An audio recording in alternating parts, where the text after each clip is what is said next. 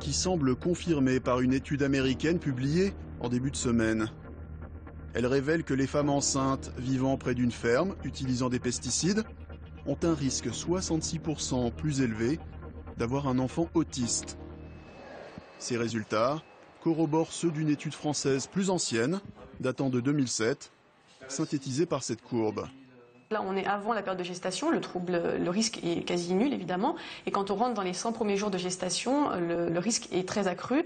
L'autisme, une maladie en forte progression.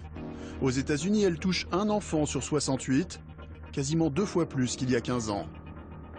Des pesticides peuvent interférer avec ce jeu des hormones et donc déclencher sur une période plus ou moins longue des problèmes de santé. Voilà. Donc ils viennent troubler en fait le mécanisme naturel de nos hormones, de fabrication en gros du fœtus, et donc à terme développer des pathologies. Ça peut être des pathologies de comportement, donc comme l'autisme, ou certains types de cancers, aussi des leucémies. On sait que les mamans qui ont été exposées durant leur grossesse à des herbicides par exemple, ou des insecticides, peuvent avoir une chance accrue pour l'enfant de développer une leucémie. Des risques qui poussent vers plus de législation. Il y a 2 jours, les députés ont adopté à l'Assemblée nationale un amendement interdisant, sauf protection particulière, l'épandage de pesticides à proximité des crèches, des écoles, des aires de jeux pour enfants ou encore des maternités. Comme le faisaient remarquer nos confrères du Monde, en publiant cet article dont vous nous parliez, reste à comprendre comment des effets d'une telle ampleur ont pu demeurer si longtemps sous le radar des autorités sanitaires. Et on a un téléspectateur qui nous dit « Cancer et utilisation de pesticides sont-ils liés ?»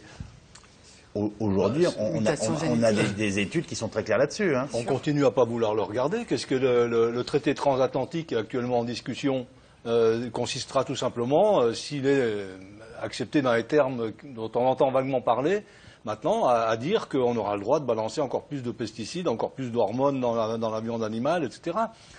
Donc, ces phénomènes-là, ils étaient bel et bien dans le radar des scientifiques. Ça fait 40 ans qu'on entend parler des idioties avec l'iodure d'argent pour faire pleuvoir et des nouveaux produits qui sont encore plus puissants que les précédents, qui vont permettre d'avoir des rendements extraordinaires. Ça fait 40 ans qu'on dit qu'il y a des accoutumants, ça fait 40 ans qu'on dit que c'est dangereux pour la totalité, pour l'eau, pour l'air, pour tous les êtres vivants. Pour les agriculteurs eux-mêmes, hein. Ça n'a jamais affleuré dans la prise de décision. Le principe de précaution dont on parlait tout à l'heure, tout le monde s'en fout maintenant. Hein, on l'a mis sous des mètres cubes de chômage qui menacent, etc. Et on n'en parle plus.